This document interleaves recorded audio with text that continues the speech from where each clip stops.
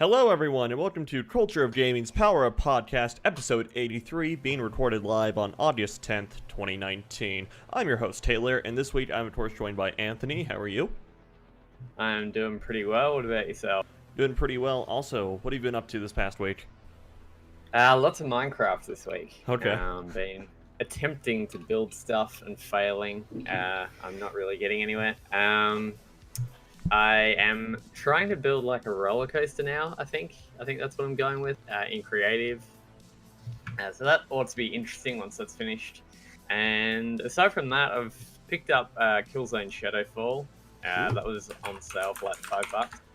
So I managed to grab that one. Also got the, I said this a couple of weeks ago, the Uncharted collection on PlayStation as well. Yeah. And played through the first game in like a day.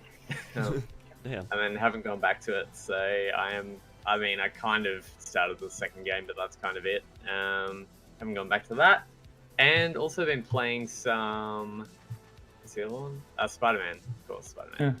Yeah. Okay. As well. Still going through that, haven't finished it. I'm like halfway through. Yeah. So doing well there. And that's kind of it for me. I haven't really been PC gaming that much apart from Minecraft, of course. But that's kind of it for me. Okay. Shadowfall was a launch title for the PS4, wasn't it? Yeah, correct. Okay. Interesting. And when I first got it originally, when I had an original PlayStation 4, I loved it. And now I don't really like it that much. So. Hasn't I think aged I have well. mine in shrink wrap somewhere. Oh, wow. I don't know where. Wait 20 years and it'll be a classic. Never to be Yeah, played I don't know. again. How about that one? All right, Andrew, you're of course here also. How are you? I'm doing well, thank you. How are you guys doing? Good. What have you been up to this past week here? Well, not too much. Okay, nothing new. As you guys know, I talked a little bit about last week. EVO was last weekend. It was fantastic. It was a great fighting game tournament, one of the biggest ones, or the biggest one in the world. Really enjoyed EVO. Didn't go this year, but had a great time watching. This kind of inspired me to pick up some fighting games again. So I've been playing a lot of Tekken, Samurai Showdown. I just picked that up, and I'm really like to dive into that because that game looks really cool. Actually, I watched the top 8 of EVO and really enjoyed what I saw, and it just kind of made me want to buy it and check it out. So I'm interested in doing that. That's been pretty much it. Just a lot of fighting games. If you haven't watched EVO, I recommend going on YouTube and checking those out, or any of the big websites usually have like the top 8. Smash Brothers was cool, kind of. I mean, like, I don't know if you guys watched any of it. I mean, it was interesting for the most part. Yeah, go watch those finals. Tekken was really awesome. Street Fighter V was surprisingly pretty cool. I was kind of taken back by that one. Samurai Showdown was good. But yeah, definitely check out those top 8s if you haven't seen them yet. Okay. Yep. All right. Awesome. And then we are for our fourth seat this week, we are joined by a newcomer to the podcast, but not necessarily to the site, as he's been here a little bit here. But Daniel, welcome to the podcast. How are you? Yeah, hello. I'm pretty good. Yeah, relatively new. I think Yeah. I've been here a month and a half. Yeah. Okay. Something like that. Yeah. What do you do at Culture Gaming here? So I'm the editor-in-chief, Okay. which quite a varied job, really. I mean, I feel like most of it is me talking to Anthony about all the things that are either going wrong or are about to go wrong. Yeah. Welcome to my world. Damage control. Yeah. I'm very proud to preside over just a spate of resignations. It's been a good week. Oh. Yeah, I don't know. Staff turnaround is a thing that happens on the site. Just, people either get burned out and whatnot, what have you. Happens. We've been dealing with it. Just take it as it happens. Yeah. It's nothing too new. The good ones stick around a while. Yes, we have. We've not lost. We've gained a lot. We'll be all right. Yeah. All right. So what have you been playing this past week? I mean, I've been playing a lot of Fire Emblem. Oh, okay. You got on the Three Houses train. A lot of Fire Emblem. Yeah. I think I've put in about 30 hours, I think was my last save file. So that's rare for me with Fire Emblem. Okay. I think it may be the first one that I actually complete. Purely because I think the story carries this one a lot further than in other games. Okay. I mean, Awakening was just... I found the story unbearable. It's just dull, terrible. But this is alright. Okay. This is all right. What house did you choose? Golden Deer. Golden Deer. Okay, I don't know. I don't know the different houses. I just know that there's been a lot of like people. Is this like the Talk. team Mystic versus Valor just returned Is again? this Harry Potter? You know what? Yeah. It's Yeah. almost exactly that. Okay. Like people being like into like really into like oh, you choose this house, you're just a garbage human or something like that. Okay. Kind of The thing. usual internet speak. Yeah, faction warfare is always a thing, right? Yeah. Okay. Yeah, I stayed away from the community. Not intentionally, but I don't know what they think of Golden Deer. No, I don't know I think- either. I've just seen some hub like It seems like the most British house. from what I So, understand, they seem like nice people. Yeah, lovely people, brilliant people. Okay. All right. So is 3 houses like you have to play previous Fire Emblem games to understand the story in it, or what's the deal? Is it kind of a standalone? Not at all. You can play it entirely on its own. Okay. From what I understand, there are running themes in Fire Emblem that maybe you'll get something out of if you play the other ones, but story-wise, it's completely isolated. As far as I know, Okay. I am only 30 hours in. Okay. Fair enough. I've been playing anything else, or is that just dominating your time? I mean, that's definitely dominated. I've played just over the last couple of days a bit of the new Hearthstone expansion. Oh okay. yeah. I dabbled with that Um, myself. Yeah. Yeah, I'm very much a casual Hearthstone player, but I think this might be the worst meta they've put out. Oh It's no. just- Oh really? Yeah. It's atrocious. Hearthstone has an issue with releasing cards and decks that they're not interactive at all. So you Yeah. spend a lot of your time trying to react to the enemy, but you're both basically playing 2 different games. It's like you both have one goal in mind, and one of you will win, but not really because you fought each other so much as you played your game best. It's I can't stand this expansion, but again, I'm a very casual player. Yeah. I don't want to be dragged on Reddit. There's some.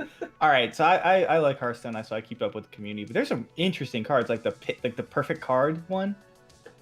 Like Yeah, where you just wish for Yeah. a perfect card. it's. I haven't got that because, well, I don't have the money to spend. Yeah. But I don't really understand the mechanic.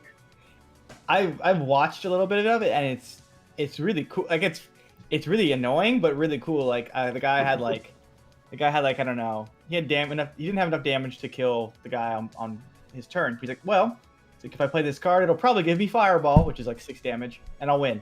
Plays it. It like lets you choose. One of them was Fireball. Clicked it. Boom. He won the match. I was like, geez, this is. I don't know how this algorithm works, but it's interesting at the least, even if it is kind of broken. It certainly seems broken that you just get whatever you need for that scenario. Yeah, and most of the time it'll be pretty good, because it takes into effect how much mana you have left too. So it's like, oh, after playing this card, you have 8 mana. Well, we'll give you Twisting Nether, or that kills all the minions on board. And I don't know, it's pretty wild. Yeah, I played Hearthstone since beta. I don't have much to show for it. I think I peaked at like rank 5 or something before the first expansion came out. But like, I don't know. The big thing to me is like, I also played back when I was super into Hearthstone and everything. I was also into Magic: The Gathering a bit. Also, I think like the biggest difference for me is that in Magic you can do like real-time interrupts with stuff and everything to prevent something from happening. But then in Hearthstone, it's just kind of like, oh, you're kind of at the mercy of whatever action your opponent chooses to do. Sure. Yeah, I mean, you kind of have like secret cards, kind of. Yeah, that's the most you can get. Yeah, but other than that, yeah, I see what you're saying. Yeah. Okay. Hmm. All right. So this past week for me has been Minecraft and Final Fantasy 14. I'm still working my way through the patch quests after A Realm Reborn and Final Fantasy 14. I'd be able to go through them a lot quicker, but it seems like at the end of each string of patch quests, there's like, oh, we need you to queue for like a dungeon or a raid and do this, and that's like a 40-minute affair when it's all said and done between having to find people and then actually running through the damn thing. So, yeah. That's and then Minecraft, I've been doing a couple of insane projects on the server that I have just hosted on my PC for my buddies and I to play on everything, but got 2 of them done today. Maybe I'll go for a third, I'm not sure. What, 2 today or 1 today? Oh no, I'm sorry, 1 today. Rather, I finished 2. Maybe I'll go for a 3rd insane project. I don't know, but and I finished 1 earlier today. And I streamed a little bit of Battlefield 4, or on Mixer. We're playing around with Mixer a little bit. Thinking about moving the podcast to it next week. Not sure. Yeah. What, Andrew? What's up? Okay. Big news, guys. Yeah. Big news. Mixer's a platform. Yeah. Everyone's using mean, it. Everyone's flooding there. It's not so much. I mean, this is huge for Mixer. Right. Well, the ninja thing was huge, or our move is probably. Oh no, bigger. us moving is way bigger. Oh yeah. Exactly. No. It's just like a demo thing for now to see like how much more interaction we get and like if it's easier to stream to and stuff like that. It's not a set in stone move, but we'll probably trial it out and see what happens. Yeah, maybe next week we'll do the podcast over on Mixer, just see how that works out. I might stream throughout the week some more on Mixer also. I might jump on there as well. See what happens. Cool. Yeah, the Battlefield 4 stream went pretty well. I was remembering how all the maps are laid out, and there are a ton of maps in that video game. Although the game's still really good. Yeah, the game's still really good. So still a lot of players playing it, which is interesting. Yeah. Makes sense. I feel like it's pretty different than 1 and 5. Yeah, it's very 5, right? Yeah, 5. Yeah. There we go. I was like, they went to 1 and then 5. 5 is World War II. Yeah. Yeah. Yeah. That's What World are they doing over there? Jeez. Learning to count? I don't know. Yeah, I don't know. Battlefield 4 has still been my favorite Battlefield game that's come out like the last decade or so. I like 3 a lot, but maybe that's because it was my first one. Okay. Fair enough. Yeah. I enjoyed 1 quite a bit. Okay. 1 had its moments for me, but I never really kept up with it. It just kind of got old and everything because it's like, oh, we're releasing new guns. They're all semi-automatic rifles. Yeah. Yeah. Yeah, I liked 1. 1 was cool. Yeah. But I think I played a lot more 4. Okay. Fair enough. All right, so the main site is, of course, cultureofgaming.com, and we have 2 Facebooks. There's one for the podcast, one for the website itself. They are the facebook.com/powerpod and facebook.com/cogdotnet. We have a community Discord, a link to which you can find on the right-hand side sidebar of the main site, which is, once again, cultureofgaming.com. If you join the Discord, you can chat with everyone you see on the podcast, and then some. That includes community members and the rest of the staff over at Culture of Gaming. And then Twitter, we are at COGDOTNET, that's at cog.net, and then Instagram at Culture of Gaming, YouTube.tv or YouTube.com/Culture of Gaming, Twitch.tv/Culture of Gaming, and Mixer.com/culture_of_gaming. All right. Culture of Gaming was taken, unfortunately. Yeah. We weren't soon enough. I guess Copyright claim. Yeah, I don't know. Have you looked into that channel at all? Can we like dead channel claim it or something? I don't know how that works. I mean, you can't even do that on Twitter, which is really annoying. Okay. But yeah, I'll look into it on Mixer. So Okay. we can do. Fair enough. All right, so our leading gaming news topic is, well, Randy Pitchford's latest magic trick is apparently making a YouTuber disappear from the world, not just the internet.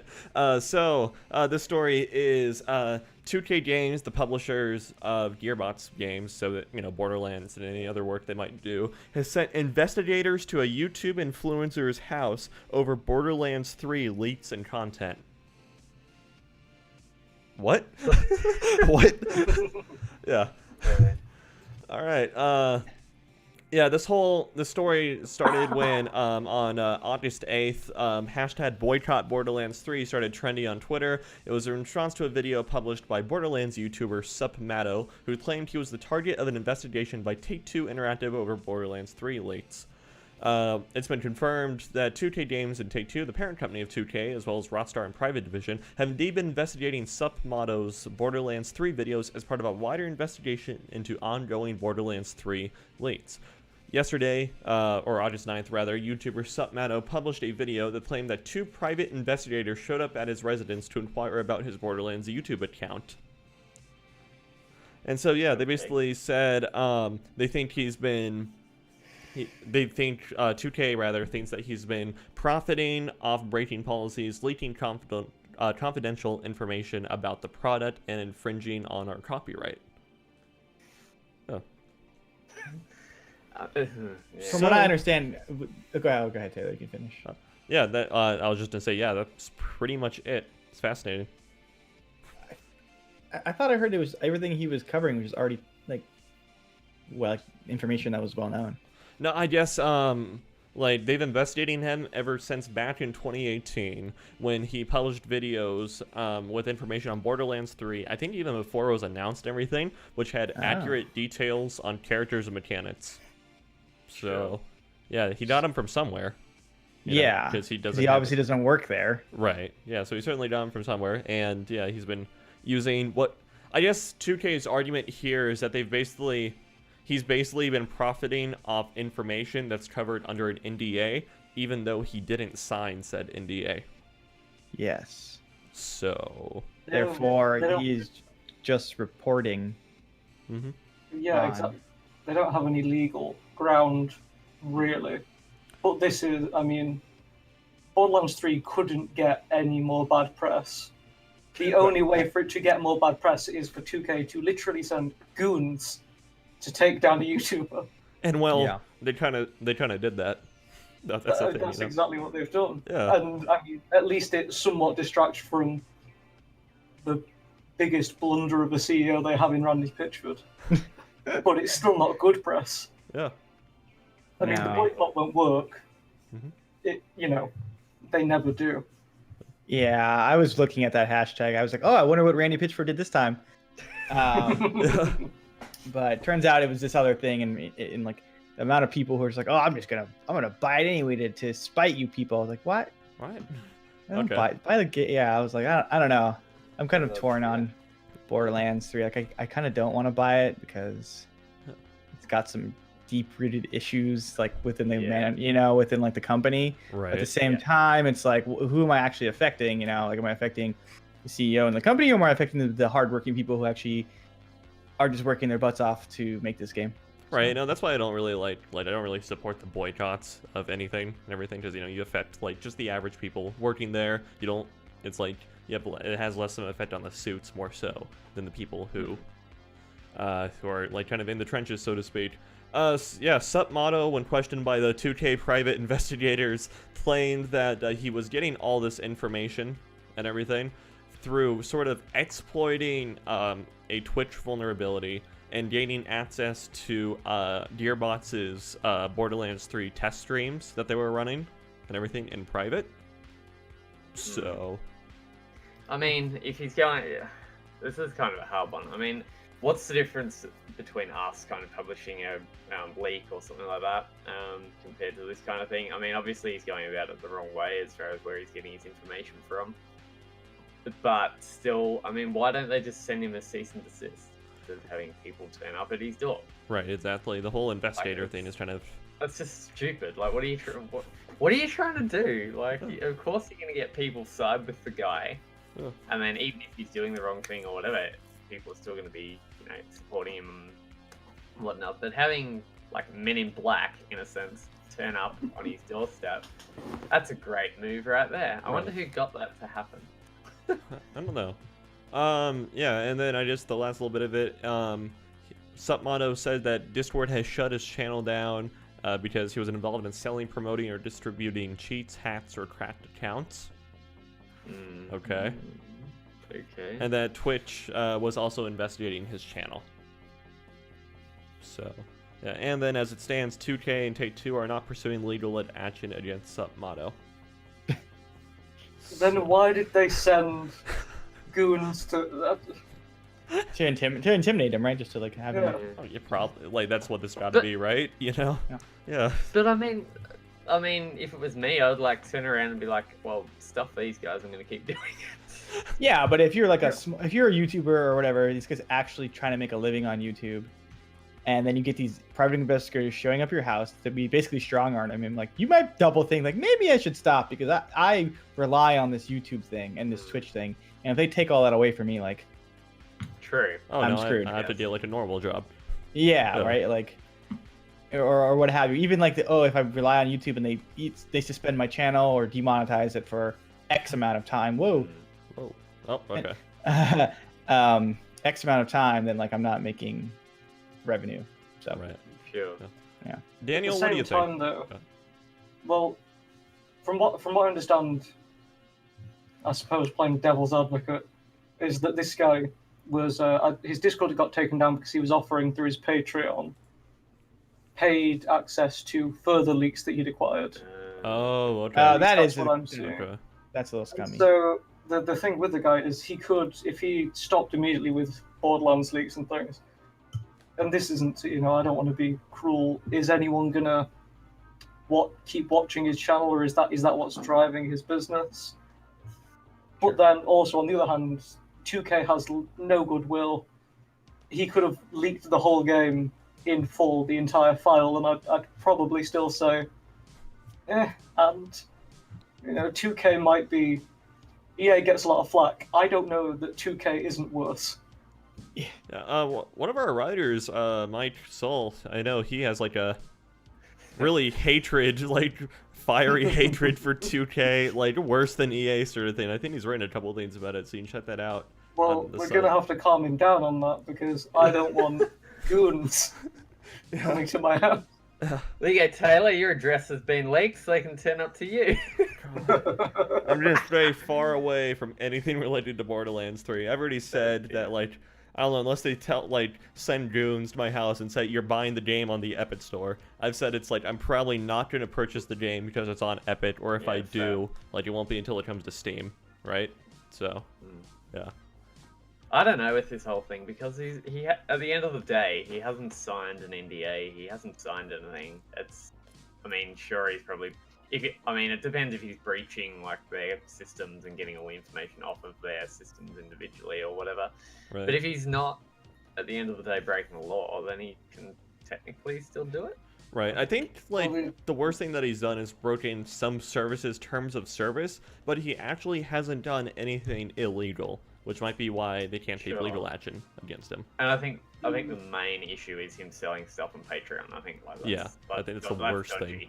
That's the worst thing. Yeah. There was a specific legal accusation with regards to trade secrets, which, as I understand it, it would technically be breaking the law, but it's not a particularly strong argument. So it seems like he did break the law, but it's not going to hold up in any kind of court. Okay. And also, it's not really, it's not really a trade secret. The siren's going to have 6 arms. It's not. No, it's not. They have it on the cover yeah. of the blinking game, right? It's not what that law is for, to protect Randy Pitchford and his strange. If we're going to talk about damage to 2K and damage to Borderlands 3, again, he's caused so much more with his mischief in medieval times than anything this YouTuber could have done. Yeah. Andrew, we played Borderlands 3. We played, 20 minutes of it or so? I'd say, maybe 20. Yeah, maybe 20 minutes of it. One little mission. Yeah, one mission. And a boss fight. Pretty fun game. I've criticized Borderlands before on the show for not really having good feeling gunplay and everything. But, I walked away from the Borderlands 3 demo thinking, oh, yeah, the guns feel really great. That's awesome. Mm-hmm. Seems like a fun game. I won't buy it, though. Yeah, I think they definitely refined some of the things they needed to. We didn't get a good experience, I think, within the whole honestly what the whole game is about is finding new guns and all that stuff. And I don't think I personally had a good experience in that section of it. No. I didn't find any guns. I found one other gun. Right. All the guns I found were downgrades from what they started with. Yeah, or just downgrades, which makes sense because they just want to give us something good to start with. Yeah. So whatever. That I just think they did. Yeah. So we but we got a good feeling for the mechanics, and it definitely feels better than in previous ones. That's for dang sure. Yeah. So I have a question for both of you. Yeah. If there was a secret USB mission, would you buy it? No, but I hope there is. There has to be. Out of all the weird, shady garbage they write in that game, sometimes they have to do one like that. Yeah, they really gotta. Some intern went behind his back and yeah, I'm sure it'll be but it'll be framed he did nothing wrong. It'll be framed someone stole this crucial piece of information from him, and the guy happens to look like a medieval knight or something weird like that. Yeah. Okay. So, I don't know. It's I don't plan on buying it because I don't want to buy anything on the Epic Store. That's my reason for it. I don't know. Do you guys plan on picking up Borderlands 3 or no? Because 2K has just a bunch of bad sentiment around it and everything. What do you guys think? Go ahead. I won't buy it just because I feel like it's a minority opinion, but I don't like Borderlands Okay. Sure. That's at fair. all. It just doesn't work with me. Yeah. Okay. All right, fair enough. Anthony, plan on picking up Borderlands 3? So I actually really enjoyed Borderlands 1.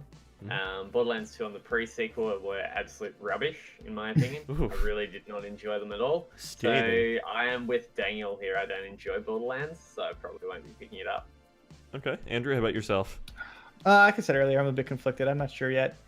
I want to play that game. I think it'll be a fun game. I'm sure. I enjoyed 2 and 1, but like the whole just disgusting. There's a lot of disgusting stuff in the background right now with that game, and not the game itself, but like the people Yeah. in but charge of that Yeah. game. Gearbox. Yeah, and it's like, do you want to support these people? But where's my money really going to? I don't know yet. I'm confused.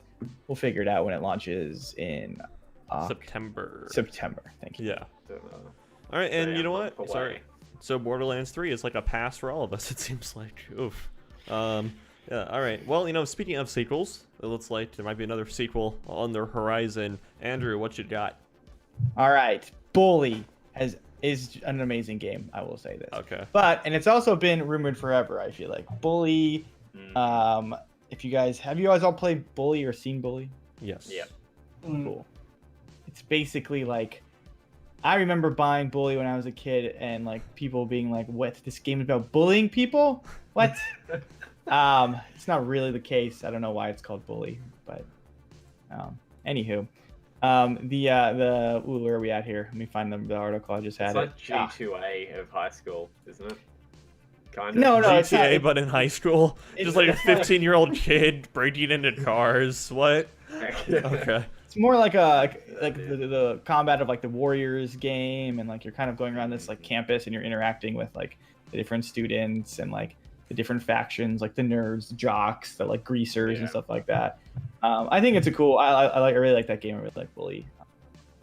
But a lot of that game. But anyway, Okay. there's been a lot of rumors with the Bully sequel, but it seems like there might actually be something hinted at. So on this article, PlayStation Life from PlayStation Lifestyle. Lifestyle. Lifestyle. Thank you.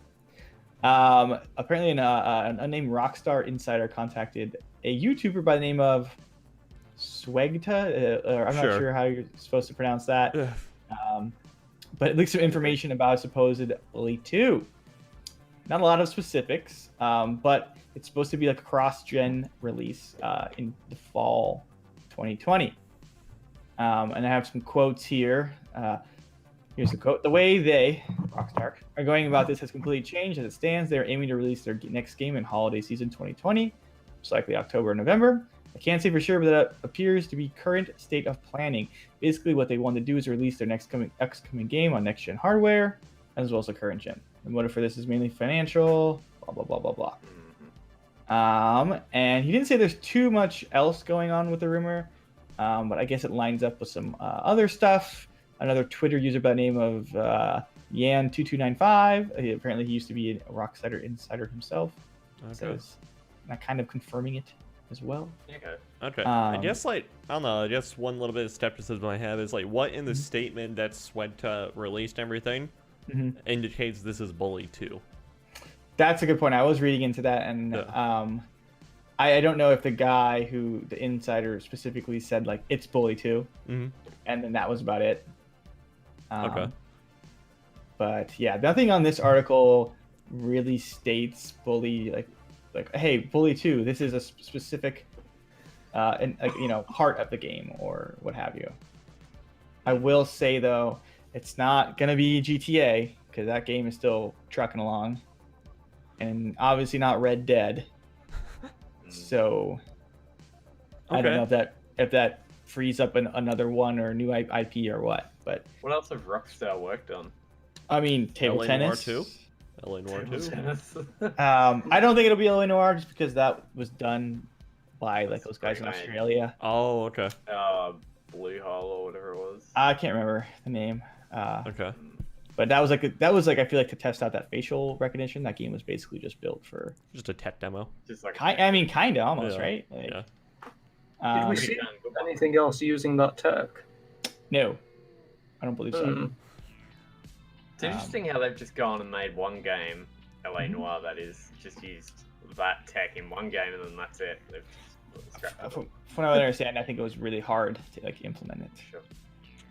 Well, and Rockstar made GTA 5, and now never really have to put out another game again. Yeah. Yeah, that's You know, fair. what's the impetus for them making anything? I'm shocked that they're releasing anything. You know, it's... Well, they did GTA. I mean, Red Dead last year. Okay. But yeah, I don't know how. Like we said, it's interesting because there is no real mention of bully, at least from what I've seen on this article. Besides, the guy saying specifically bully too. Yeah. Or that's been It rumored could forever be- or not. It could be another Max Payne, possibly. Ooh. I like Do that they still idea. own it? I don't think so, actually. I'm not sure. I know Max Payne 3 came out, but I know that was like a Take. I thought that was Take Two Okay. and 2K. Okay. You know what? I I guess 2K owns Rockstar, right? Yep. I actually think this is going to be another GTA game. Well, there's been a lot of rumors going around about GTA 6, Right. like the size of the map, where it's going to be located, all that kind of stuff. I believe it's going to be but- Vice City again. Yeah, they haven't fully blown that whole thing out of the water yet, so Right. it seems like that's still going ahead. I'm not too sure when that's going to be coming out or rumored or anything like that. But it could be that they're just going to, announce it 6 months before release or whatever. Mhm. Like, hey, there's another one's coming. Check it out.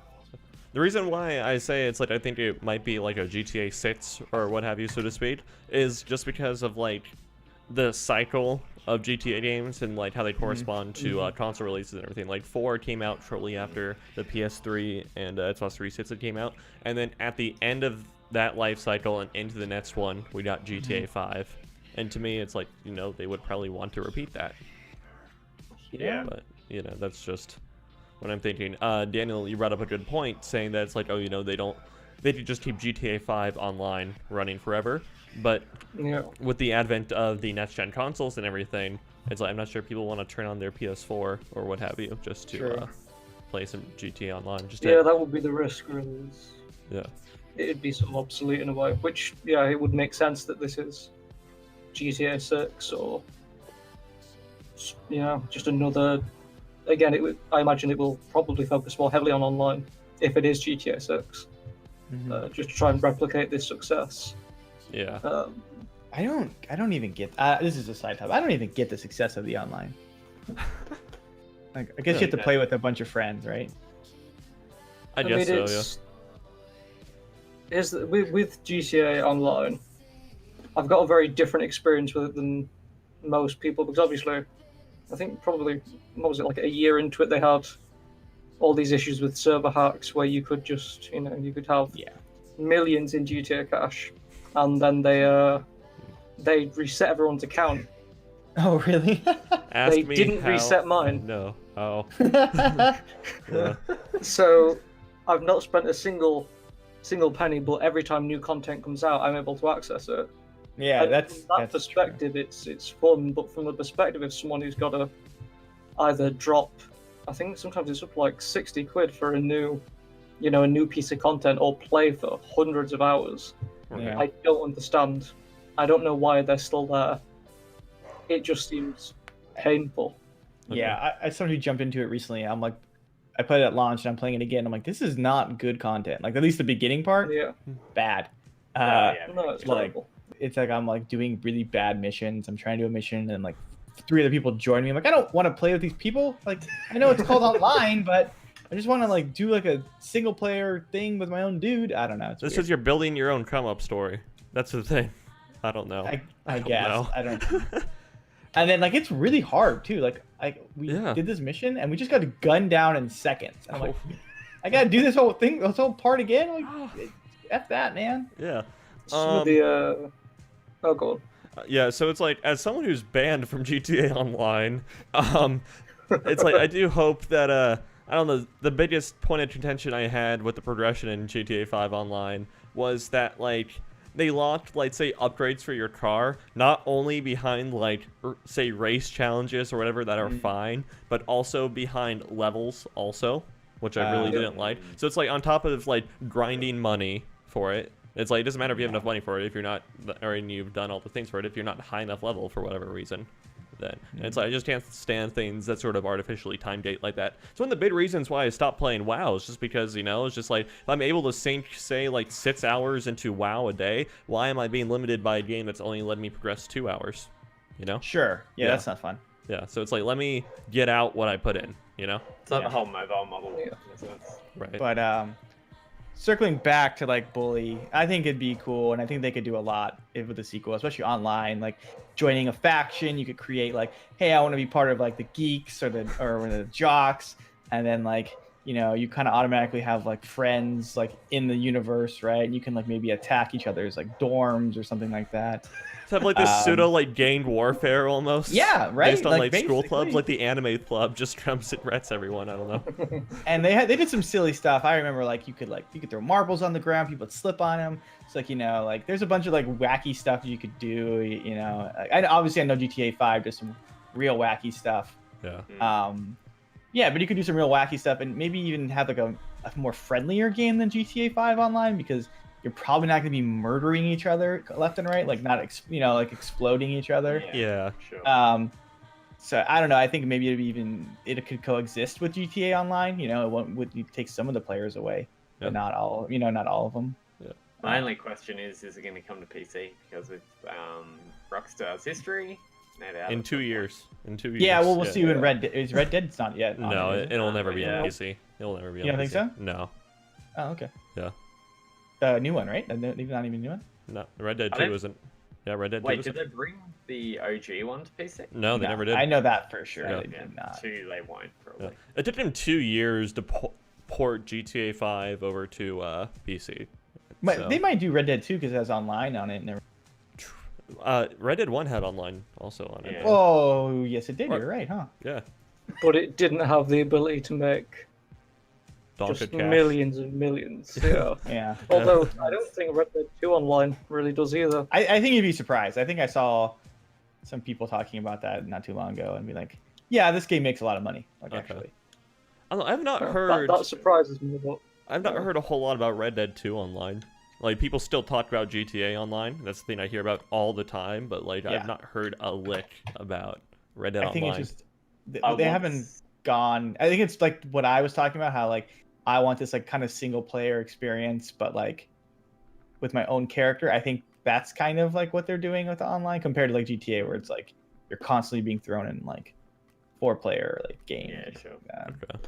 And I want to say Red Dead Online's kind of died off a little bit as well. Like they had some issues early on, and they had, I can't remember what it was, but there was like this massive controversy about Red Dead 2 Online. Oh, there's I yeah, like mean, it's terrible. it was like it was bad. Like gun prices were like tripled or whatever compared to like the normal game. Ooh. Stuff like I think that. that kind of killed a lot of people's like want to play it. Mm.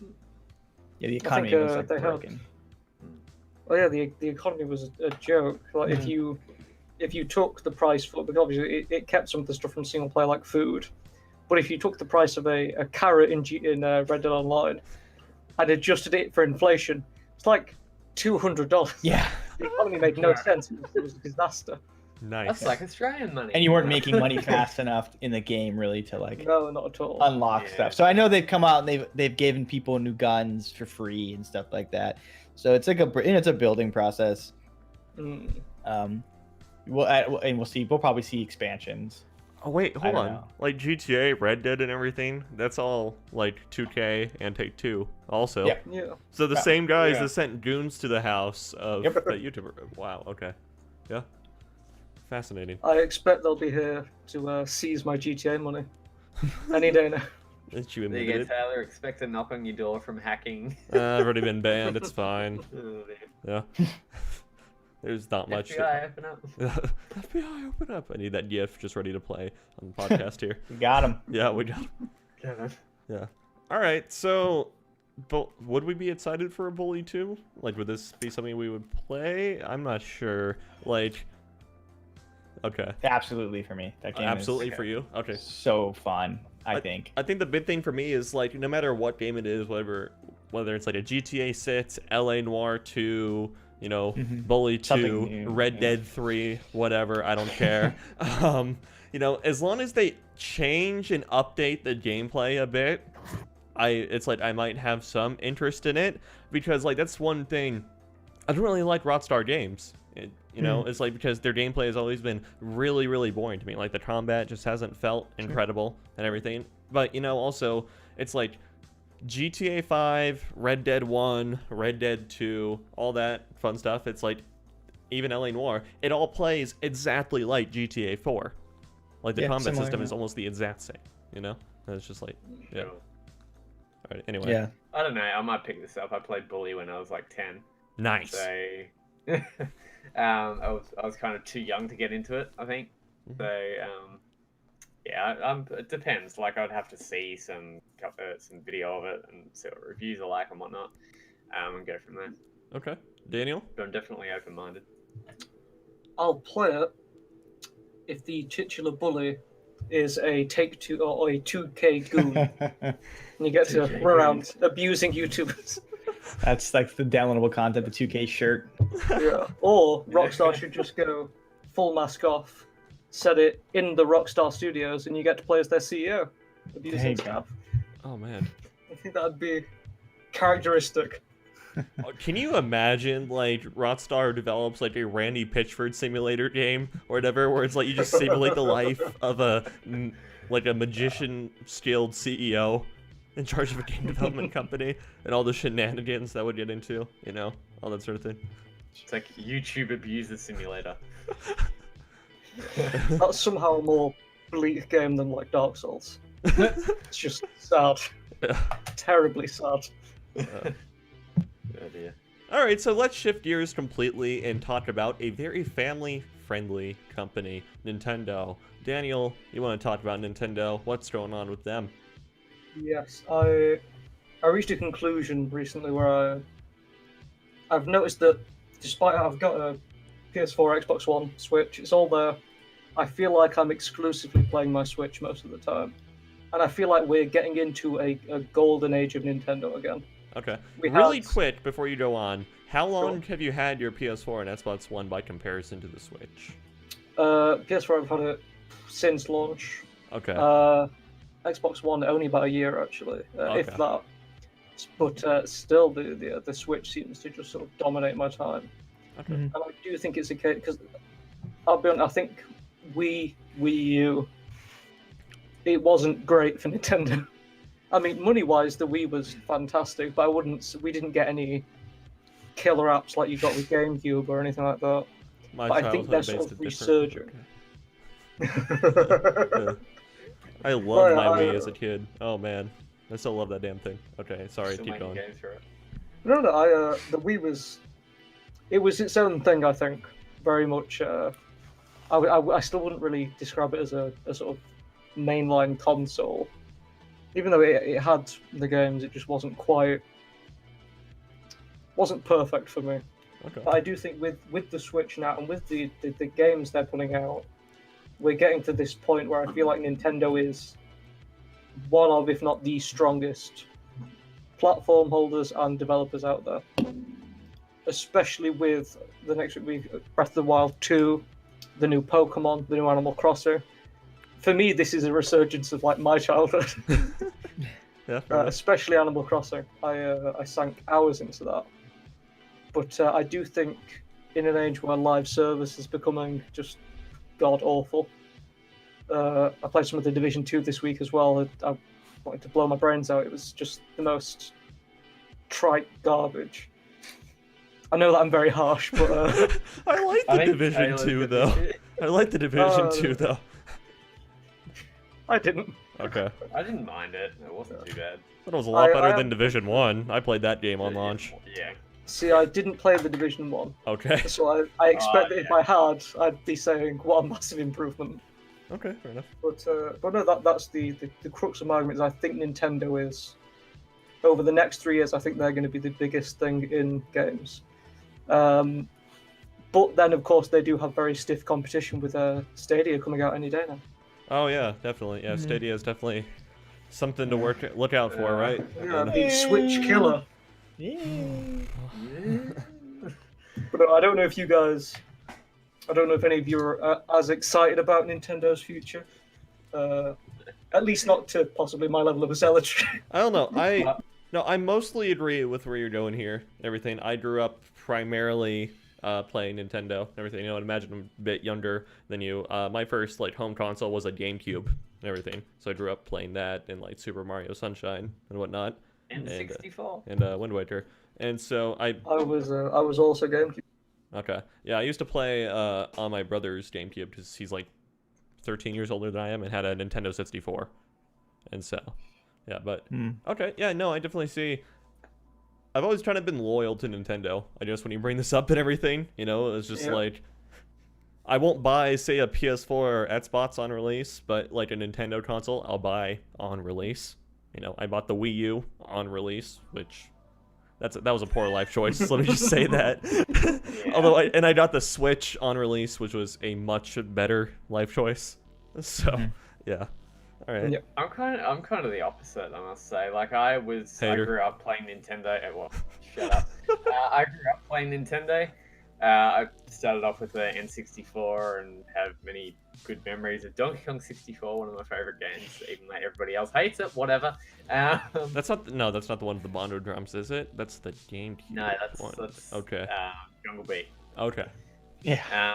So I think old Nintendo consoles are better than newer ones. So I think and mind you, I'm not a retro person. I don't play many retro games at all. Do we need to phone a friend David up in here? Okay. I think like where Nintendo was with the N64 and the GameCube and all that had a lot more, probably because I played them when I was younger, had a lot more nostalgia and a lot more like joy about buying a game on those consoles compared to the Switch. Now I see Nintendo as overpriced Ooh. and gimmicky, to be honest. Scathing. Brutally honest. Because I bought a Switch, I had it for about 3 months, and subsequently got rid of it because I'd never even played it. Indie games are like $15 more expensive than what you can get on the PC or any other console. And, oh, great, it's handheld. I really don't like the Switch anymore.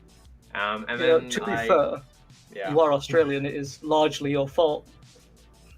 You could just move. Wait, what? Oh, no. The price. Are you talking about the price of the indie game thing? Yeah.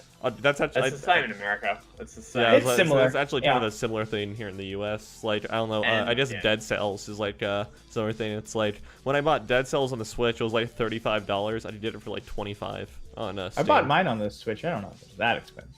I remember paying $30. Maybe it was $25 also. I don't know. It was 25. Okay, but I remember the Steam price being cheaper. I don't know. Yes. That's the point here. Okay. Anyway. It's not even Steam price. It's like also on consoles and like PS4 and Xbox One and that kind of thing. So I don't know. I'm very anti-Nintendo at the moment. Ooh. I sold my Switch to get a PS4. This is like very recent, so like in the last 2 months. And yeah, I see Nintendo as needing to change their whole like game policy in a sense, as far as like their games don't drop in value. They're not that great. Like, great, let's go and pay $90 for Zelda that's been out for almost 3 years. All right, now that's an Australian thing. That's insane. It's still priced heavily over here, but not that high. I mean, like, sure, like our $90, $60 in a sense. So for you guys, it's probably $50 still. Yeah, probably. Yeah. So there you go. Like, money equals out. And I see that as really killing the console sense. I may be completely wrong, but that's just how I see it. It is $50 on Amazon. Yeah. Okay. I do agree with you on Nintendo's pricing at the very least. Like, even here, games don't drop more than £10 in price, maybe. It's like for a game that as old now as Breath of the Wild is to still be charging, I think it's still £55 at most places. Yeah. Nintendo are missing a trick there. Because, you know, if you wanted to get into the Switch now, you can't get in cheaply. You have to pay a huge upfront price, and then also, you know, maybe you can afford to buy one game. That is definitely an issue. Okay. Yeah. Maybe the Switch Lite will help out with that. Yeah. Andrew, what do you think? But just Nintendo in general? Sure. Let's go with that. Or like this whole conversation, this whole sentiment, argument here. What's going on? I mean, I don't know. Like, I agree. My first console was a Sega Genesis. Like, I'm a little gotta go back a little further, and I never had an N64 until I was older. You're from the Stone Age. Yeah, apparently. All right. No, Nintendo does their thing. They truck along. They do what they want. Yeah. You know, they haven't had a hit like the Switch since the Super Nintendo. Oh no, I guess since the Wii. But you know, they have their misses. They missed on the. I feel like they missed on the N64. Like when you look at numbers, They supposedly missed on the GameCube also. they missed hard on the GameCube. Yeah, Yeah. they it wasn't until the Wii did they sell a lot. And they did some great games. You got the Galaxy series. You've got Metroid Prime. People seem to really like those. The those Trauma Center games. series. Don't forget about the Trauma Center series. Please Trauma don't Center, forget about yeah. the Trauma Center You know, series. no, it's true. I had a friend who I don't think was really into games, but like they had Trauma Center, and they would play the hell out of that thing. Yeah. You know, so Nintendo's great. I love what they're doing. I will add also, Nintendo is going down the right path as far as allowing a lot more games on their console. Yeah. Yes, sure. they I are think the where they- game console where I can get uncensored anime titties, and it's fantastic. Okay. I think where they're going now is definitely a good path as far as like bringing a lot more indies and a lot more like mainstream AAA titles and all that kind of thing to console to the Switch, which is good. Like where they were with the Wii U and whatever, having just Mario and Zelda, and that was kind of it. And so, kind of the same with the Wii as well. Like the whole motion control thing was good, of course, but I see it. That whole part of Nintendo is where they need to be going, which is where they're going, which is good. Yeah. I think there's a lot of issues we still need to figure out with Nintendo. They need to figure out. Yeah. Okay. But Definitely. like the curation is terrible. Like discovery is bad. Yeah. Like on their eShop, like those things are not good. Right. Their online infrastructure, god awful. Like it's like not even acceptable anymore. It's like I can't have a party chat through my console. I have to either use Discord or like use your weird third party your Phone app. proprietary app. Yeah, it's like what are you doing? Like And that doesn't work because if you're using a phone, it disconnects. Like if your phone's turned off, it disconnects after 10 minutes. yeah, like So you gotta exactly. keep- Like What? You can't put your phone to sleep? What? I don't think so. There was Oh, some. they can't They have might have a fixed it Discord. by now. but Okay. What? I Okay. think when it first launched, there was some issues. Okay. But It's funny. But yeah, I don't know. Nintendo is they're trucking along, they're doing their thing, and I appreciate it. I have Switch. I don't play it as often as a lot of people do, just because I tend to gravitate to like the handheld mode. So if a game comes out and I'm like, oh, that'll be a good handheld game, I'll get it there. Okay. But if I'm like, oh, I want it on the big TV, I'm just gonna get it on my PlayStation or Steam, whatever PC. Okay. I think I don't know. I'm kind of over the past couple of weeks. I'm trying to gain a new love for my Switch. Again, I've been playing it almost every night before bed, just a little bit. Still playing Breath of the Wild. It's still pretty much the game I have on there. And I've gotten back a little bit into Octopath Traveler, but because it's another really good game on there. I guess like one thing that Nintendo always kind of had going for it, and you really saw this with the Wii also and the DS, is like there's a game for every sort of audience out there. It's just like, and it's like this isn't necessarily in any given category isn't it's not shovelware necessarily either. It's just like you take like a well developed and thought out game, although simple gameplay wise, like Cooking Mama and everything, you guys remember that and everything. I mean, that appeals to some person, it's like that's fun for some person to do that and everything. And it's just like What was the other one they had? Shit, what was it? The one you have to like manage a kitchen. Overcooked? Yeah, Overcooked. Okay, yeah, they have that too. So That yeah, was- it's like you saw this with the Wii, and I think we're starting to see this again with the Switch and everything. As more and more titles come out for it, it's just like there's something for everyone on it, and I think that's something. You're not gonna find a game like Cooking Mama on the PS4 or the Xbox One. Like, at least I don't think And you are. I I mean, mean, even maybe if nowadays, but yeah, I don't know. if you do, I think it's better. Like games like that are better played on Switch because you kind of feel more. I guess it's because it's like the whole handheld thing and the whole controls and all that kind of thing. It's kind of you feel kind of more connected to the game, in a sense. Does that make sense? Fair enough. Daniel, what do you think? What do you think now that the conversation's evolved a little bit? To be fair, there are a lot of issues that to be honest, I don't notice so much because with the Switch, again, you're right in saying the online services are are a disaster. But as someone who doesn't really use them, I don't notice that, you know. Sure. Sure. If I had to, I'd probably be furious. But and I do think the online subscription wasn't the way to go. You know, it annoys me that there are just token online services in Fire Emblem that are cut off if I'm not willing to pay £4 a month. It is a bit much. That saying, you know, I will be dispatching my goons to Anthony's house.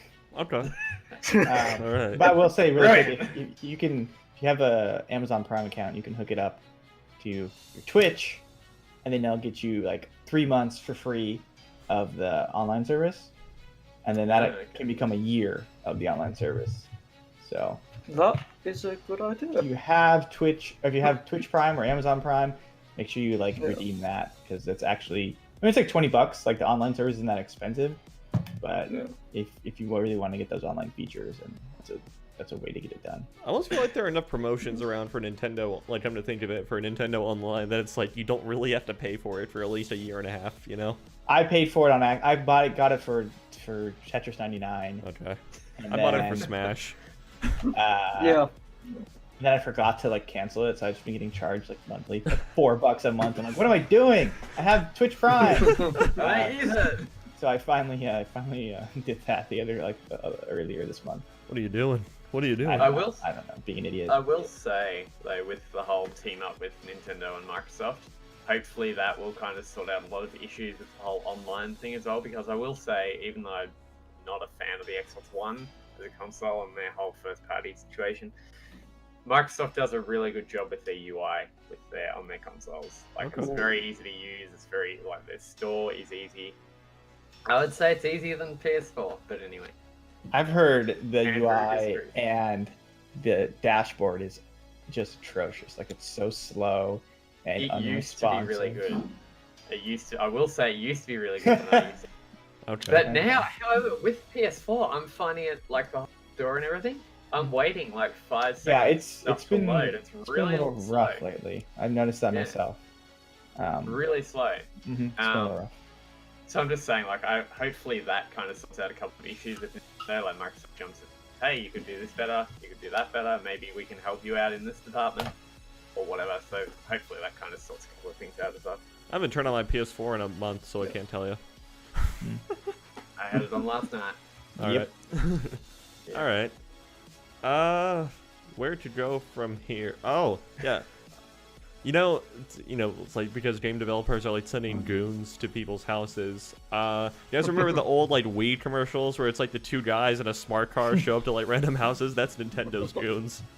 Yeah. Just being super nice and giving you that consoles. ad you showed me, that was hilarious. Yeah. Alright. Daniel, I want to rack your brain on this. What do you think are the prospects of a Switch Pro, so to speak, coming out? I'm not obviously we don't know anything about it yet, really. Mm-hmm. There are things they could do that would possibly get me interested, but to be completely honest, I don't really I don't see the Switch as a console that needs to be more powerful, at least not yet. Okay. The games on it aren't particularly, at least not the games I'm playing aren't particularly demanding. Yeah. And I do use it mostly in docked, so if there were frame rate improvements, performance improvements, then, maybe. But I'm actually more interested in the Lite than a Switch Pro at the moment. Only because I'd like to use handheld mode more, but I find the actual Switch itself gets too hot. I don't know if that's just an issue with mine in particular, but I can't bear handheld devices that heat up like that, and it's just a bit too much for me. Okay. No, yeah. And I can't imagine having a smaller one, because my hand already cramps a little bit when I do it. If I play too long. Yeah. See, having a for me, the position of the little the joy it's particularly the left Joy-Con for me. It presses into the palm of my handheld mode. So after an hour and a half, it's cramping exactly. a bit. Yeah. Okay. But the Switch Pro could be. They could come up with something that actually tangibly makes a difference. But because there have been ports that aren't fantastic. I know the Doom port. I didn't play it, but I've heard it wasn't fantastic. I can attest to that. It's not. I think the Yeah. controls is what it comes down to, right? For me, it was mostly just like view distance and motion blur. It was just like Okay. it seemed like there's this Yeah. constant like haze of fog on the screen. And Yeah. then it just like I also heard the Wolfenstein, then the Youngbloods one is bad. Real on bad. there. I can't wait Same, to see The Witcher 3. Oh. Same with whatchamacallit, Bloodstained. I've heard that will drop to like single-digit frame rate. Oh. Oh, Yeah. So I could see where Switch Pro is needed. Yeah. However, I don't think most people buying the Switch are in it for that reason. No, I think like I don't know. My biggest Yeah. criticism around the hardware of the Switch, for me, is just like there's no really upscaler in the dock, because like okay, the dock is literally some powered USB ports and a video pass through. That's literally all it is. It's mostly plastic. The chip, Yeah, there's no Yeah. actual. Like, yeah, the chip is the size of that little like square outcropping. If you flip the back over, it's the Sure. size of that. It's really tiny. And yeah, it's just like if someone is just like the TV behind me, where it's like my consoles are set up, is just like that's a 4K TV. My primary monitor here for my PC is 4K also, and I have the Switch absolutely looks like garbage if you put it onto a 4K display because it has to upscale it, or it's like the TV or the panel itself has to upscale it rather. And it's just like, oh, that makes sense. yeah. So which is why I mostly use it in handheld mode. Thanks for coming to my TED Talk. All right, anything else to say about Nintendo? Yeah, anything else to say about Nintendo? Give me Mario Golf. Okay. That's what I have Alright. to say. I would buy another Switch for that. I want Dude, Mario Golf. Here we go. Oh, I want a Striker good. sequel. I really want a Striker sequel. I'm so bummed that the last Mario Golf was like a golf was on DS because I really liked it. Okay. I know. The one on GameCube wasn't the best Toadstool Tour. Coastal Tour, yeah, dude. I remember playing. Oh, okay. We don't need to talk about Mario Golf, but the N64 one's good. Luigi is Yes. fantastic. Okay. Yes. Daniel, any last thoughts? You know what? I think I've done enough promotion for Nintendo today. Okay. All right. Fair enough. When can we Until they expect the stop paying sponsor me. check? Yeah, oh, okay. No pay. Damn. Damn. Yeah. Okay. One last thing I want to say is like Nintendo is an absolutely fascinating company. Like if you look into the development of say the Wii, for example, they're just like, oh, we need to come up with a controller for it. You know, they tried a bunch of different designs. They were just like, screw it, TV remote. You know, yeah. So it's like looking into their development is rather fascinating. And I apologize for the dogs barking in the background. Anyway, Anthony, speaking of Nintendo, looks like they're part of a partnership with not only Microsoft but Sony also. What are Yes. they doing? So this article is coming from Multiplayer First. That is a very interesting logo. So reading a bit from the article, there's quite a few quotes and whatnot. Not a fan of loot boxes or hate how earning things in them seems so random. That's about to change soon. The big three hardware brands, Sony, Microsoft, and Nintendo, have agreed to require publishers to disclose the loot box odds of winning items in their games. During an Inside the Games talk by the FTC, Federal Trade Commission, the ESA's Entertainment Software Association Chief Counsel of Tech Policy, Michael Warnecki, or something like that, disclosed how the big-name hardware makers, i.e. Sony, Microsoft, and Nintendo, have agreed to require the odds of earning items in loot boxes for new games and even updates of games that introduce loot boxes in games, i.e. Call of Duty. So this is the this is a quote from it. I'm pleased to announce this morning that Microsoft, Nintendo, and Sony have indicated to the ESA a commitment, I can't read today for some reason, to new platform policies with respect to the use of paid loot boxes in games that are developed for their platform. Specifically, this would apply to new games and game updates that add loot box features. And it would require the disclosure of the relative rarity or probabilities of obtaining randomized virtual items in games that are available on their platform. And yeah, that's kind of it. Do we think this is kind of a cure for loot boxes? Like the whole thing about wanting to ban loot boxes in America and they've been banned in Belgium. Do we think this is like a cure for the whole loot box problem? Or I think this will help. No. Yeah, I think some people already do this, don't they? Yeah, there are certain games that do it. I'm in no way saying that the People's Republic of China's government is entirely ethical, but this is one of the more ethical things that they do for their electronics industry over there, is if you have a loot box mechanic or any sort of gambling mechanic in your game, you have to disclose the odds of everything. Right. So, and I mean, I think it's good policy. Yeah, I think it's transparency. That way, like, yeah. I know, like, things like Hearthstone, you don't necessarily... I don't know that I've ever... you don't know, like, oh, like, you think, oh, you get one rare, you're guaranteed to... Right, that's all they tell you. That's all they tell you. Yeah. And then, like, this supposedly there's, like, a pity timer that will go off or whatever, like, hey, you haven't got a legendary in 30 packs. I've heard of that before. Then you get, like, so, like, averages out, like, you get a legendary every 30 packs or so, you know? Yeah. The key word in that news, though, I think is relative odds, which it brings up a similar problem to, I believe, what they had in China is that they can... So, okay, a company could display a less than 1% chance. That doesn't really tell you much of anything, and relative odds in general are they don't really give you a whole lot to work with. Okay.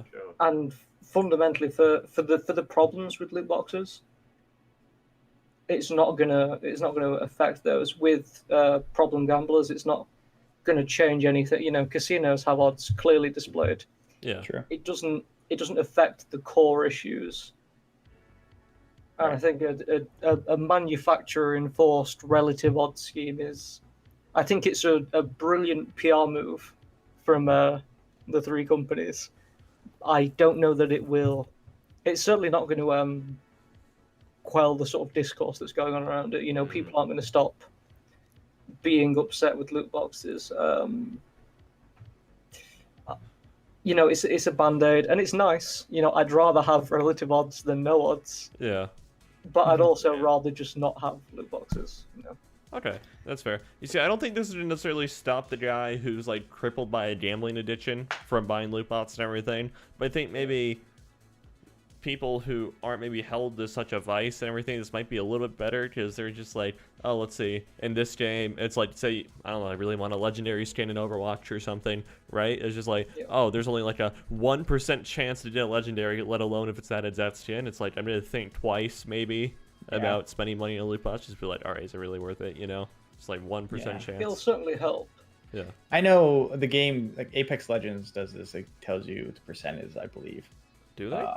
I believe so. Okay. I believe they tell you what the percentage of getting a rare epic or whatever they call their stuff legendary. And I've still bought it. Like, looked at that and been like, I don't care. Yeah.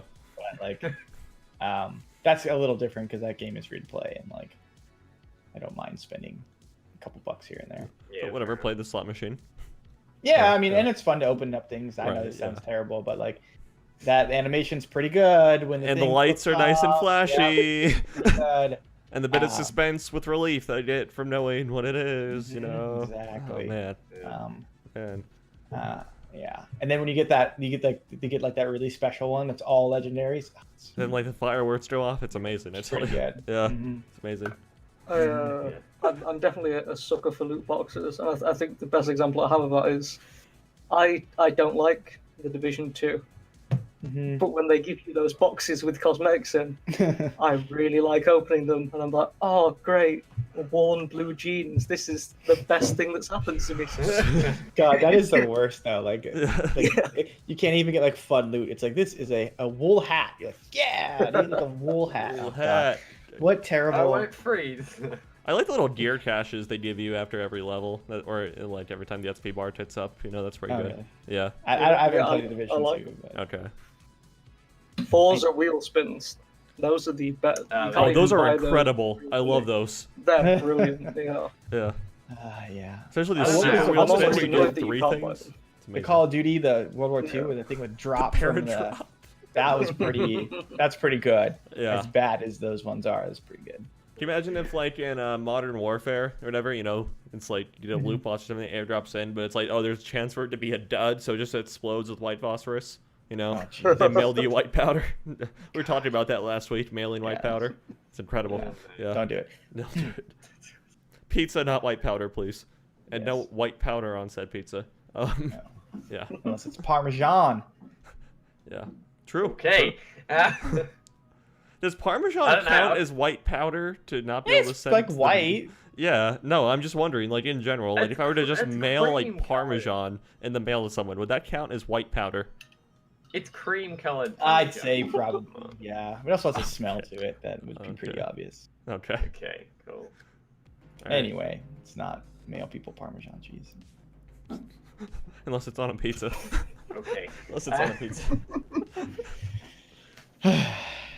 Good talk. I don't Where know. are we I've never bought a loot box, to be honest. I've never spent money on a loot box. I kind of see this as something that makes no real difference. Really, like, sure. you're given the odds. I mean, it doesn't really address the issue. I think there needs to be better policies in place for kids and whatnot, like playing games that have loot boxes in them.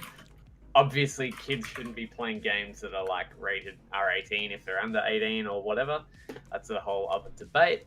But I kind of see this as like a band-aid effect that isn't really going to do much. It's going to make people feel nice, warm and fuzzy for like 10 minutes, and then it's going to be, well, the issue's still there. Mm-hmm. So I think they kind of really need to address the whole loot box thing once and for all and put a policy in place once and for all and get it out of the way rather than having politicians who don't really know what they're talking about Yeah. make decisions on issues that they don't really know. Yeah. Fair enough. I mean, especially, not to get too political here, but it's just like, politicians like to either are very like wholesale, so to speak, in the sense of like cut it's and like dry. everything or nothing sort of thing. So it's like I'd imagine if like legislation just has to be like either loot boxes will be a thing or they won't be a thing. You know, there'll be no in between. So it's like they maybe getting ahead of it somehow, maybe with policies like this, so they're a bit less of a problem. Not requiring legislation around to get people talking about is probably the best move because. I don't know, I think until some economics nerd comes up with a better monetary or monetization policy for like apps and stuff like this, loot boxes is really the best thing developers have got, right? To make money. Yeah. So Yeah. Particularly on free to play games like Apex and whatever. Oh, yeah. That's how they make their money. yeah. So I was gonna say, like, things like Fortnite don't even have loot boxes, right? They just sell you. they're just gonna Okay. still. Yeah. They just sell you stuff. I know there's the battle pass too, which I kind of like the battle pass system also. I like the battle pass system. I Yeah, think that's that's fair, cool. Yeah. especially for a free-to-play game. I think that's definitely a fair way to do it. Yeah, it's like sure, I'll cost like $20 at respawn. If they make good It's games. not even. It's like $10. Yeah, it's like $10 for most whatever. games, Yeah. Yeah. and it's like, hey, if you play the game, you unlock stuff. Yeah. Okay. that's Okay, fine. fair enough, right? Like, if I want to get this thing, I can play more. I can also spend money to Right. get there, which is a little. It's time but- versus money though. Yeah, it's just like exactly. Like, I would like to just skip to this. They also sell. I think they sell. You might be able to do the $20, and they give you like 40 levels. You know, they give you a substantial amount of like levels with it. I don't know the Yeah. actual math behind it. Yeah. But you can buy like a higher tier one that will unlock you a lot of stuff. So Okay. I don't know. It's cool. All right. What you do to learn about Anthony? Just a Reddit post that we were discussing before the podcast. It's- Oh, do I have more? Do I have more fan mail? You got more hate. Awesome. Awesome. I guess there are some diehard fans for Stadia out there, which is fine. I mean, you can have your own opinion, but like, forgive me for wanting to give myself the best gaming experience possible, which is not found at Stadia, and making claims about this. Like, forgive me, okay? All right. Anyway, Daniel, any closing thoughts about loot boxes? I mean, I don't think I'll ever really be pleased about their presence in a game as much as every time they give me a free one, I do enjoy it. But because they're specifically designed to get you like that, I Yeah. don't think this odds display will make any difference. But I also don't think they're going anywhere because if we're being honest, at least UK, America, I don't know exactly what the situation is in Australia with them. Legislation isn't going to be passed against them because I mean the industry is massively rich, and if people don't think that these companies are lobbying Congress or lobbying Parliament, they're wrong. That's Right. no decision is ever going to be made. It's on a moral basis. They will pay their way out of legislation because they can do it now. It's a huge industry. Yeah. Yeah, it's bigger than movies and whatever. So Yeah, Yeah. they're here to stay. yeah. Right. Do you guys consider? Question for people who have played Hearthstone and everything. Would you guys consider the card packs different than loot boxes? No. No. No. Okay. I Then don't would you think so. consider like Magic the Gathering booster packs different than loot boxes? No, but they've been around forever. Since baseball cards, those Yeah. are basically loot boxes, right? Okay, yeah. You could get one that's worth $100. You get one that's worth a penny. Okay. Yeah. But things like actual physical card packs, you're getting something physical. Yeah. So I think it's different. Okay. Whereas like, I can't go and trade my Hearthstone card for anything. I can only have it in game. There's no monetary value. Okay. Or like a MTG card. It's like, oh, this card is worth something. Like even if Right. I didn't play the game or I was done playing it, I could go cash my cards. Yeah. Well, the big keyword there, or the key phrase rather, is intrinsic value, and that's kind of the line between gambling. It's like Magic the Gathering cards; they don't have any intrinsic value set by anything outside of just like how useful that card might be, which is set by based on a number of factors or and the everything. rarity. Yeah, it's just like the only intrinsic value really, so to speak, is, and it's not even intrinsic by definition, is the cost material of the card and everything. Yeah. And what Wizards of the Coast charges for it. Anyway. Yeah, and then it's like, the argument always becomes like, why aren't loot boxes gambling? It's like, well, they don't match the legal definition of gambling because they are digital items, and digital items have no intrinsic value. Yeah. Okay. Anyway. All right. Solution. Yeah, go ahead. If you're wanting to play a card game, just go and play Uno. Okay. It's all about dose. Yeah. I don't get the whole like card game online Gwent kind of stuff, to be honest. Oh, I think it's just, I don't have to have a stack of cards next to me, It's and I fine. don't have to have another human in front of me. I can, You can play. be anti-social. This Well, is, no, this because is it's how like I have to Windows go chess existed. somewhere to go Yeah, play. exactly. I can just Yeah. fire up something on my computer and play. This is Fair how Windows chess came to be, Yeah. Is that still in... Right. Hold on. I'm sure that exists. Yeah. It's still there. It doesn't come default. Oh. Okay.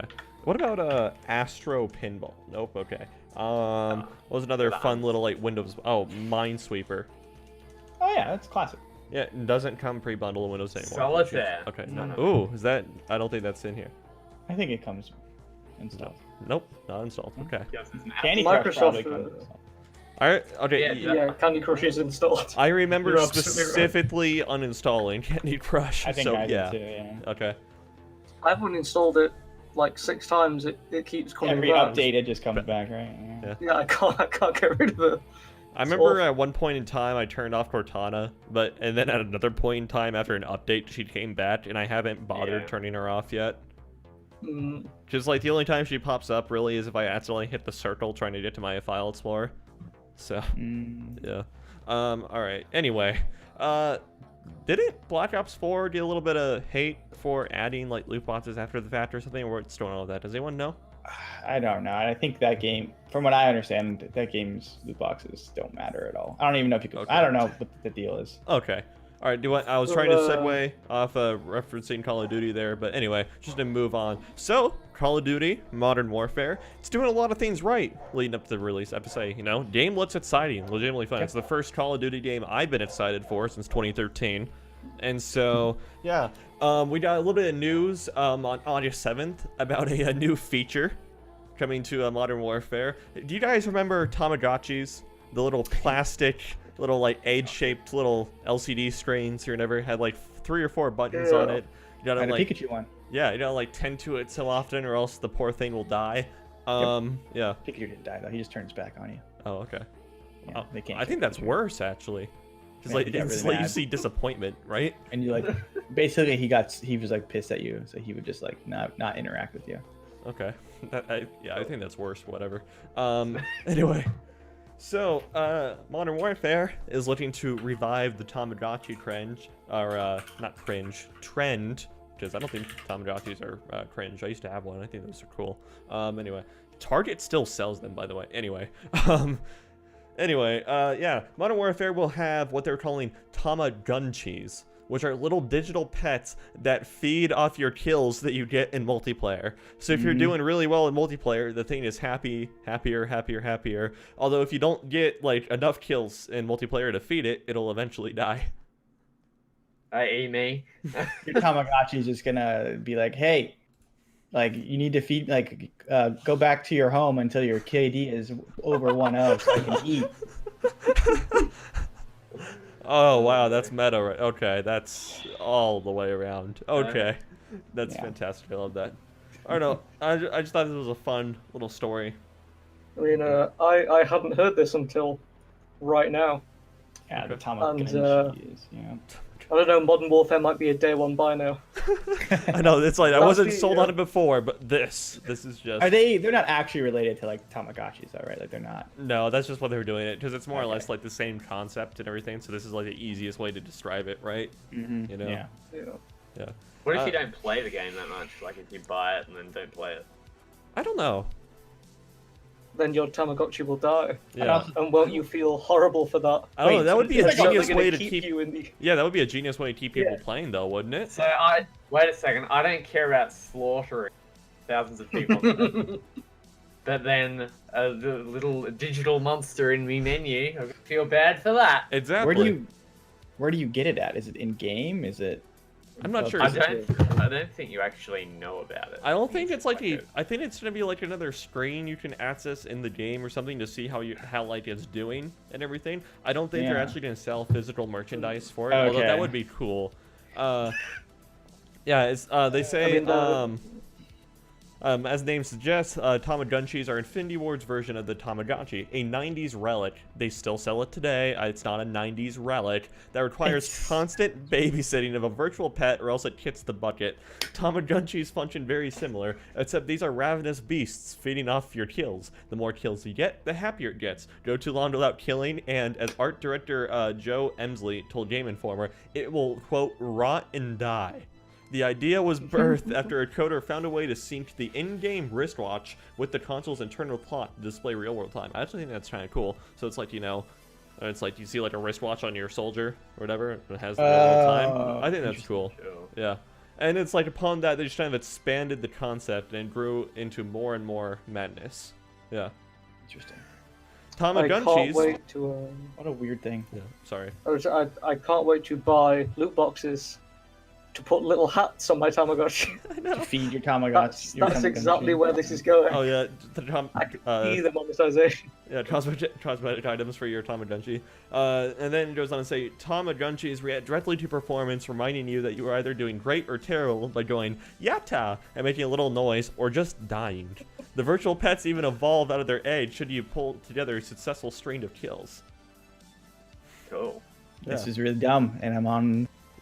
I love it. You love it. This is really dumb, and I'm on board. Yeah.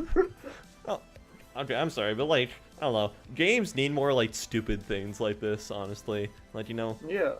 we've gotten too serious with games. We really have. You know, we need more stupid things like this. Yeah, I agree. Play the Yakuza series. Okay.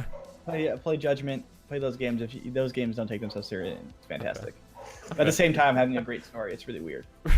I have Yakuza 0 on my Steam library. That game's so good. Okay. Yeah, I think it's really good. Okay. Play that game. Okay. I will. All right. Anthony, you hyped for the Tamagotchi? Yeah. I mean, I'm Anthony's is gonna die anyway, so Sure, why not? Because Katie won't be above 1. no. I'm so good at Apex, you know? They release stats for Apex now, and I'm like, ugh, why? And I have to look at my stats all the time. So I'm weird like that. Okay. I know. At least other people can't see them. That's true. Okay. That's just like, turn kills off, turn off how many kills I've got with I this know, I'm like- character, I'm bye. like- Oh, I'm like 20 kills off my getting a 1-0 like ratio. I need to do this, and then I die like 8 games in a row. Oof. Yeah. Yeah. It's annoying. Daniel, are you excited for all the wonderful clothing options your Tamagotchis will have via loot box? Not even as a joke. This has actually made me so much more excited.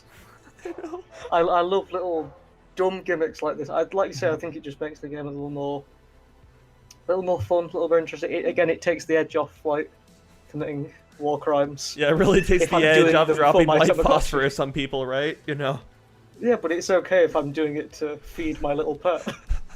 I'm doing it to feed the demon in the corner of my screen. You know, With death comes life. exactly.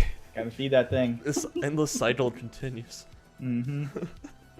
Oh, dear. Man, I love this so much. Okay.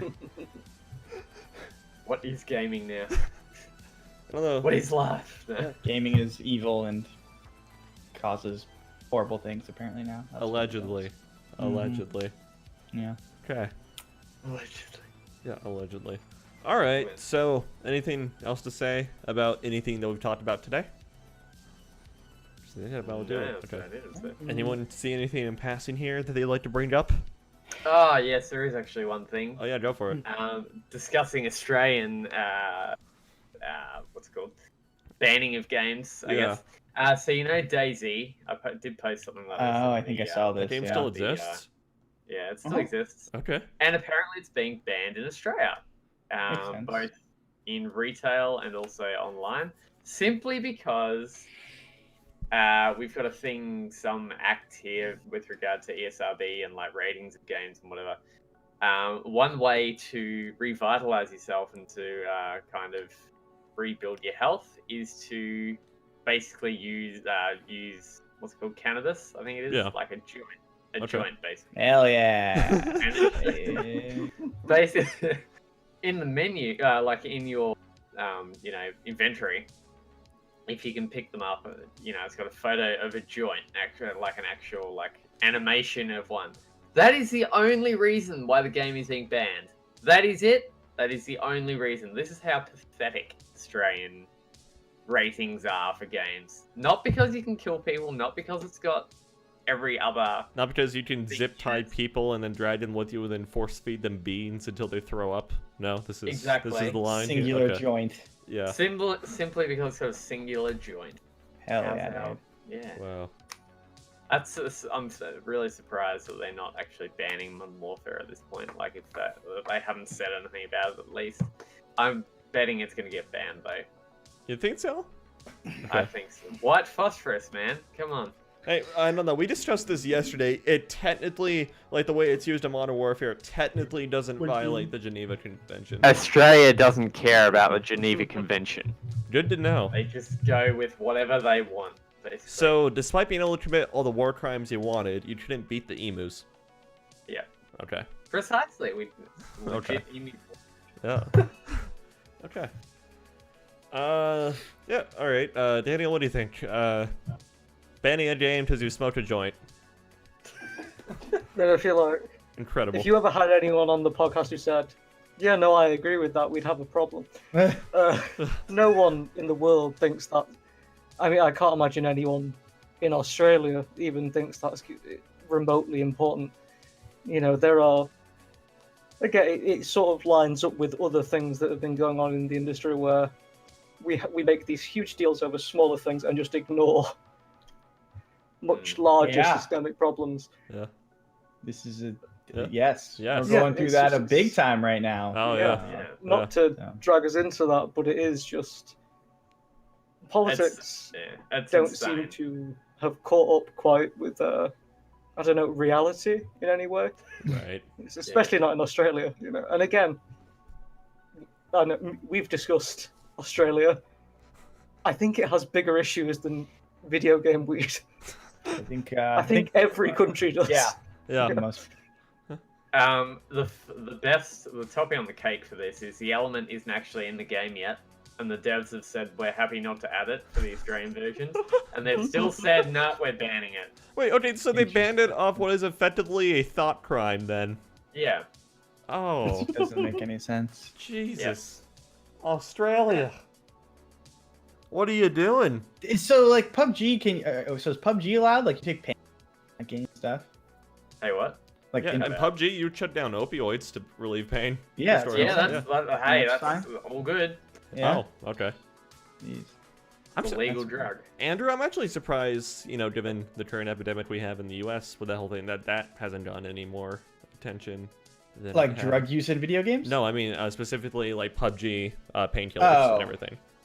Yeah, I know, right? Like Yeah. I guess Well, I mean, you could look back, like, big drugs are a weird thing in games. Like, Max Payne, the guy was gobbling those things down, dude, to, like get healthy.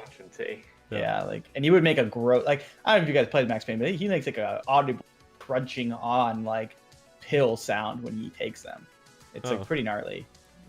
Like, my little young brain probably didn't understand that at the time, but now looking back on it, I'm like, oh, wow, yeah. Okay. In Arma 3, there's this really cool mod called the Ace mod, and I've played with it ever since it come out, and it's absolutely fantastic. It adds a bunch of little, like, neat little features. It stands for Advanced Combat Environment. Anyway, the point I'm making with this is, like, it completely revamps the medical system. So, like, what you can do, and so it's like, you know, there's specific things for it. So it's like, you know, you have to apply the right bandage to this certain type of wound to stop the bleeding and whatnot. But, you know, there are also some, like, drugs and everything that you have to use because, you know, like, part of the system is, like, if you're feeling pain, your aim will be all shaky and, like, your vision will be blacking out. And so it's like, to combat this, they have morphine and everything. But then, you know, a side effect of morphine is that your heart rate slows down and everything. So what my buddies and I used to do with the mod is, like, we would just inject enough morphine in each other to just, like, pass each other out because the heart would stop. Just to prank each other. Jeez, that's pretty weird, crazy. Yeah.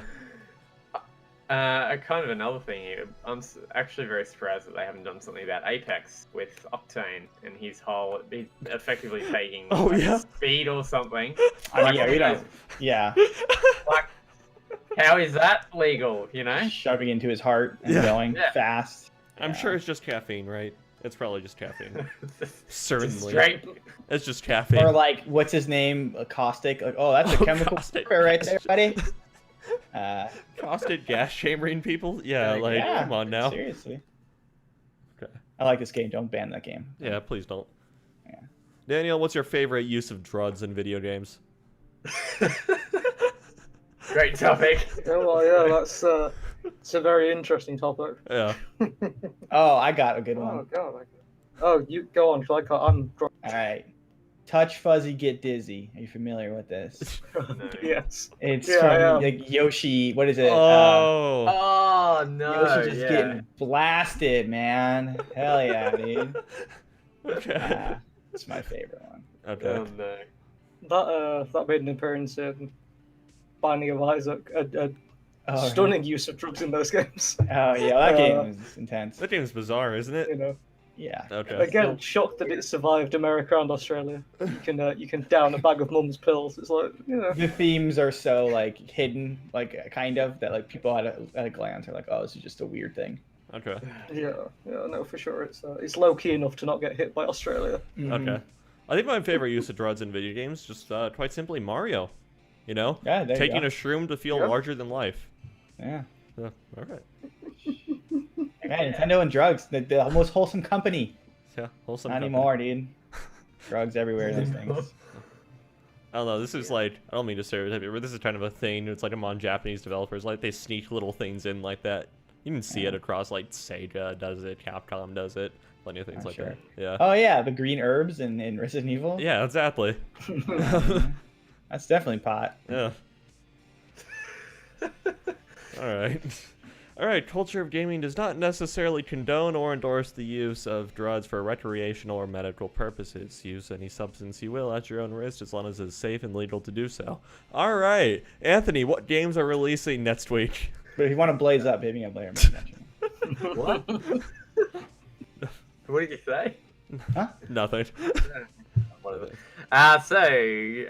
Starting off on August 13th, we have Ember Light, which is going to PC.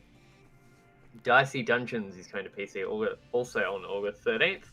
Friday the 13th, the game is going to Switch on August the 13th. I wonder how that's going to run. Exception is going to PC, PS4, Xbox One, and Switch on August 13th as well. Rebel Galaxy Outlaw is also coming to PC on August 13th. Never Give Up is going to PC and Switch on August 13th. We got another game? Wow, okay. Warhammer Vermintide 2, Winds of Magic is going to PC on August 13th. Neat. The Great Perhaps is going to PC on August 14th. Fell Seal Arbiter's Mark is going to Switch on August 14th. We have a review of that if you want to go and check it out. Great name for a game, Exploding Babies. Is that banned in Australia? Probably. He's going to PC on August 15th. Iron Fury is going to PC on August 15th as well. Witcher is coming to Android and iOS on 15th. Dark, I think it is, or Dark, is going to PC on August 15th. Can I say something real quick? What? Exploding Babies is a quirky arena blaster in a surreal post-apocalyptic setting. Trigger crazed drone babies to explode and take out the competition in a chain reaction. Up to 4 players, competitive and co-op, with crazy game modes for you and your friends. Game of the year. There is a demo available for it on Steam for free. Heck. Let's go stream it and get banned. Shortest Trip to Earth is going to PC on August 15th as well. Vasara Collection is going to Switch on August 15th. Hotshot Burn is going to Steam Early Access on August 15th. Train Sim World 2020 is going to PC, PS4, and Xbox One on August 15th as well. Zeus Begins is going to PC on August 15th. Grandia HD Collection is going to Switch on August 15th. And Emma Lost in Memories is going to PC, iOS, and Android on August 15th. And that's it for this week. Okay. All right. Andrew, where can the people find you on Twitter? You guys can find me on Twitter, Instagram at Duronsky. That's DURONSKI. Hit me up there. Lots of fun stuff. Beer, video games, two quintessentials of life. Yeah, Yush. All right, Anthony, how about yourself? I don't really post to Twitter or anywhere like that. If you do, come on over and follow me. You can follow me at SameAntman19 on Twitter. I will also add that this podcast is also posted to Podbean. They Podbean then for some reason. iTunes, Apple Podcasts, Google Podcasts, Spotify. Basically anywhere. Spotify, anywhere you want to listen to this podcast. All links will be posted in the YouTube video description and also the description on Podbean as well. Fun. Daniel, where can people find you on Twitter? You can find me at djosephcog. Okay. I have one tweet, Awesome. and I won't have any more. Oh, okay. I think I'm gonna Joseph. Found you. Followed. All right. Follow there, Yeah, follow. Thank you. All right. And find me at Infurious Elecon. That is at INFERIUSELLECON on Twitter. All sorts of stuff happens over there. Okay, some nights I'm super active, do like 5 tweets a night. Other nights just dead. But yeah, variety of content you can find on my Twitter feed and everything. So go there. Mostly Minecraft. Huh? Mostly I haven't Minecraft. tweeted about Minecraft at all, have I? I don't even remember.